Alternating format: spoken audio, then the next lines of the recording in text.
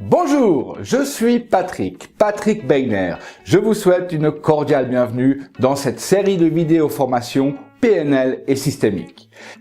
Et pour profiter au mieux du temps que vous y consacrez, ouvrez grand vos oreilles, maintenez votre regard en éveil et surtout, grâce à la barre de navigation qui se trouve juste au-dessus, sentez-vous libre d'arrêter le cours du temps pour revenir sur vos pas, revoir, réécouter et bien saisir ce qui est dit ou illustré.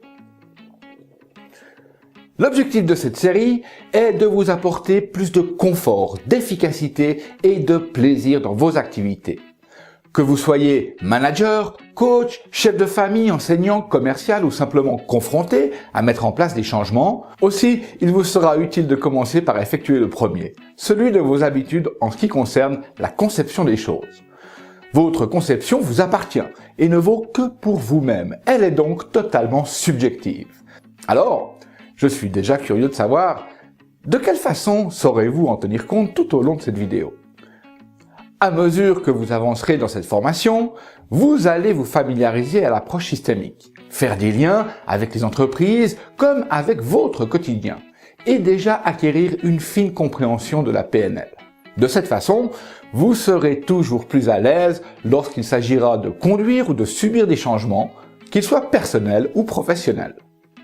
Et si je dis approche systémique, c'est que le mot approche vous ramène à l'idée de mouvement. Se mouvoir vers quelque chose, aller en direction d'un but. Patrick, fais attention à tes mots, tu fais peur à tes auditeurs. Rassurez-vous, certains termes peuvent intimider et vous allez comprendre tout ça très facilement. Si je vous dis que penser systémique, c'est penser chaque élément perçu comme faisant partie d'un ensemble plus large qui lui donne son sens et qui justifie sa présence. Ou si je dis que le tout est plus que la somme des parties, ou encore que la carte n'est pas le territoire, et aussi que l'on ne peut pas ne pas communiquer. Eh bien, tous ces postulats sont issus de différents courants de pensée, et certainement qu'ils ne vous sont pas inconnus.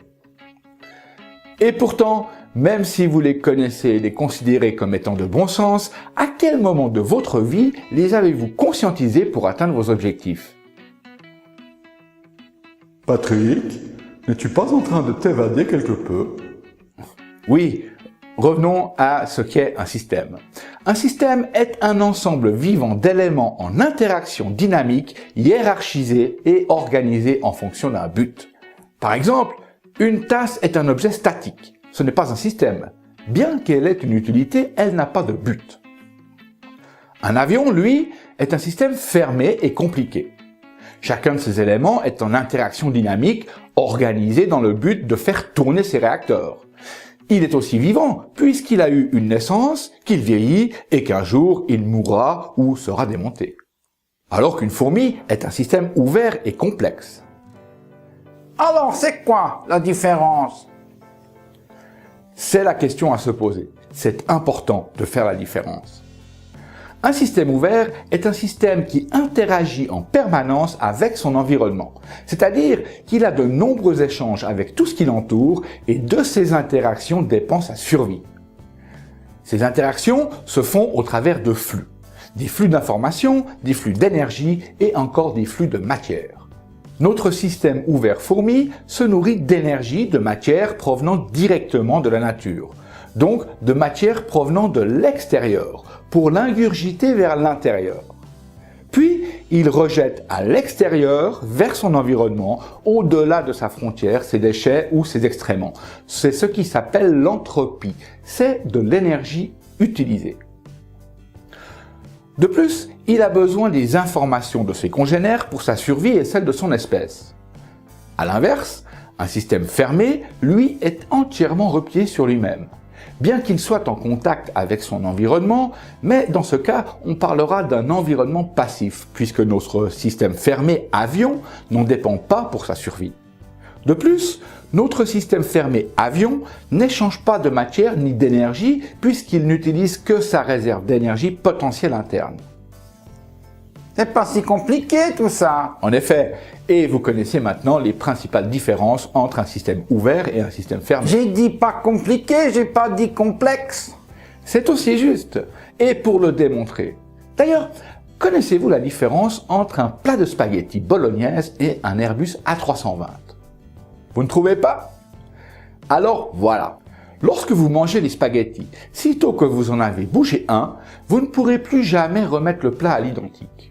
Il y a tellement de rapports entre les spaghettis et de diversification entre eux que sitôt qu'un seul est modifié ou déplacé, vous rendez le changement inéluctable. Un simple petit changement produit un effet, même si celui-ci n'est pas encore perceptible. Il existe malgré tout. On peut dire que si vous modifiez la syntaxe du plat, l'ordonnance des spaghettis ou de la sauce, vous modifiez toutes les relations. Par contre, pour notre Airbus A320, si vous êtes un expert en aéronautique et que vous avez modélisé les savoir-faire des concepteurs comme des mécaniciens, il n'y a aucun doute que vous puissiez le démonter et le remonter à l'identique. Vous êtes d'accord, n'est-ce pas? Patrick, quand vas-tu enfin commencer à inclure la PNL? D'accord, allons-y maintenant. Vous conviendrez que les êtres humains sont des systèmes ouverts et complexes, tout comme les entreprises. Nous sommes donc constitués d'un intérieur, d'une frontière, et nous sommes en constante interaction avec notre environnement extérieur. Notre intérieur a une structure, c'est notre charpente. Elle est osseuse pour un humain et sous forme de bâtiment pour une entreprise. Nous avons également des organes, donc une organisation interne. Et chaque organe a un ou plusieurs rôles à jouer. Une fonction spécifique pour notre survie comme pour celle de l'entreprise. Et c'est entre autres parce que ces organes sont reliés entre eux que nous restons en vie. Ces organes sont reliés les uns aux autres par des vaisseaux ou des conduits. Et ceux-ci servent de flux de matière ainsi qu'au flux d'énergie. Lorsqu'un seul de vos organes est défectueux, c'est l'ensemble du système qui est en péril. Bien que chacun soit individuel et qu'il ait un rôle spécifique dans l'organisation, il ne peut exister et assumer sa fonction qu'avec les autres. Sans quoi, l'objectif de survie du système ne peut pas être atteint. Ceci démontre clairement que le tout est supérieur à la somme des parties. Et pour que chacun de ces organes fonctionne normalement et soit en symbiose avec les autres, les flux de matière et d'énergie suivent un processus bien défini, un ordre de passage et de transmission qui doit être cohérent avec l'ensemble des organes du système. Comme vous le savez déjà, il existe une frontière qui sépare le dedans du dehors. Cette frontière sépare l'environnement interne de l'environnement externe. En PNL, vous entendrez souvent les termes de structure de surface pour ce qui est externe et de structure profonde pour ce qui est interne. À l'intérieur du système se prennent les décisions, que ce soit pour une entreprise comme pour les humains. Et pour prendre une décision, un système a besoin d'informations. Donc, à l'aide de radars situés sur sa frontière, le flux d'informations entrant est transmis au centre décisionnel du système. Pour nous, c'est le cerveau. Celui-ci traite les informations selon ses comportements et ses processus internes. Puis, il émet un flux d'informations sortant vers le dehors du système, vers la structure de surface, l'environnement externe. Pour vous faire une image et bien saisir cette symphonie, de nuit comme de jour, vous aspirez de l'air provenant de l'extérieur. Ce flux gazeux entre dans vos poumons et là, il rencontre le flux sanguin. Il le charge d'oxygène, puis ressort vers l'extérieur sous forme de gaz carbonique. Le flux sanguin, lui, parcourt vos organes, les nourrit en énergie et revient aux poumons pour recommencer ce même processus. Cette énergie est transmise par les muscles aux tendons qui, eux, vous permettent de bouger votre squelette, jouer au tennis ou je ne sais quoi, ce qui est un comportement externe puisqu'il est perceptible du dehors. C'est bien tout ça, mais je suis pas là pour faire médecine, moi. Alors t'as pas d'autres trucs à dire? Oui, bien sûr. Les radars qui se trouvent sur la frontière sont nos 5 sens, que vous nommerez modalités sensorielles. Ces modalités sensorielles transmettent chaque seconde plus de 2 millions d'informations à notre cerveau. Quant à lui, le cerveau ne peut consciemment en traiter que 7 plus ou moins 2 simultanément, c'est-à-dire entre 5 et 9 à la fois. Ces modalités sensorielles sont les messagères de notre système nerveux central. Elles transmettent aux neurones du cerveau toutes les informations provenant de l'environnement externe.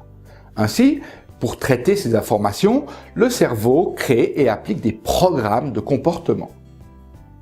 Il le fait parce que les neurones forment entre eux des connexions jusqu'à en produire un véritable réseau.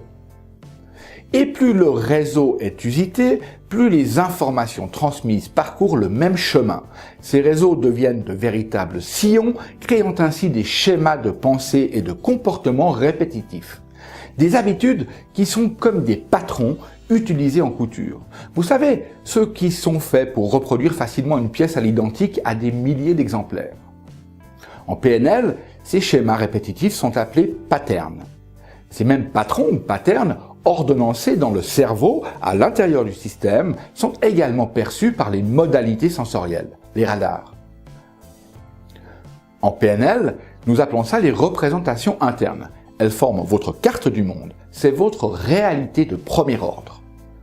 Pour faire une comparaison avec un ordinateur, vous pouvez utiliser différents systèmes d'exploitation comme Windows, Mac, Android ou encore différents logiciels de traitement de texte et de tableur. Chacun de ces systèmes d'exploitation a ses propres processus internes. C'est sa programmation, d'où l'origine dans programmation neurolinguistique. Bien que cette programmation existe, vous êtes toujours libre de faire ce que vous voulez avec ces programmes. Ils n'entravent en rien votre créativité. Vous êtes libre de faire des dessins, d'écrire les mots que vous voulez dans la langue que vous souhaitez ou encore d'y faire figurer des chiffres et toute autre chose qui vous convient. Pour fournir les informations à vos programmes, vous utilisez un clavier ou encore un micro. Puis celles-ci vous sont restituées sur un écran. C'est l'équivalent des radars de la frontière, les modalités sensorielles. Lorsque vous les activez, des électrodes parviennent au processeur qui est le cerveau de l'ordinateur. Celui-ci s'occupe de faire les connexions entre les différents circuits internes, c'est l'équivalent de l'activité neuronale de votre cerveau. De là provient le mot « neuro » de programmation neurolinguistique. Pour que le processeur comprenne et effectue les ordres que vous lui indiquez et qu'il vous restitue une information que vous puissiez comprendre, il utilise un langage particulier. Les Java, HTML, XML, SQL, qui sont compréhensibles par ceux qui peuvent les décoder. De là provient le mot linguistique dans programmation neurolinguistique. Patrick, tu dépasses la capacité d'attention de tes auditeurs. Oui, c'est vrai que l'on ne peut traiter que 7 plus ou moins 2 informations à la fois et qu'au-delà de 18 minutes, la capacité d'attention se dissipe. Donc, vous connaissez maintenant la définition d'un système, vous savez également qu'il existe des différences entre un système ouvert et un système fermé et que ce qui est complexe n'est pas forcément compliqué. Vous avez observé qu'un système ouvert et complexe traite des flux d'informations, des flux de matière ainsi que des flux d'énergie. Vous pourriez aussi dessiner un système avec son extérieur, sa frontière et son intérieur, et que grâce à vos radars, autrement dit vos modalités sensorielles, vous pouvez capter et transmettre l'information. Et par-dessus tout, l'origine de l'appellation programmation neurolinguistique n'a plus de secret pour vous. Ouais, il y a quand même de la matière dans ta formation. Je sais pas si je vais me rappeler de tout ça. C'est vrai. Et si vous avez suivi ma première vidéo pour apprendre la PNL, vous avez déjà conscience qu'il vous faut pratiquer, pratiquer et pratiquer encore pour que tout ceci devienne des compétences inconscientes. Alors, comme vous êtes curieux d'expérimenter de nouvelles choses, autorisez-vous à revoir cette formation régulièrement. Ainsi, vous graverez tout ça dans le disque dur de votre mémoire. D'ici là, je me réjouis de m'inviter à nouveau sur votre écran pour vous parler d'intelligence et d'émotion. D'avance, je vous remercie pour vos questions, vos remarques et commentaires qui sont toujours très appréciés. Et je vous dis à très bientôt pour une prochaine vidéo.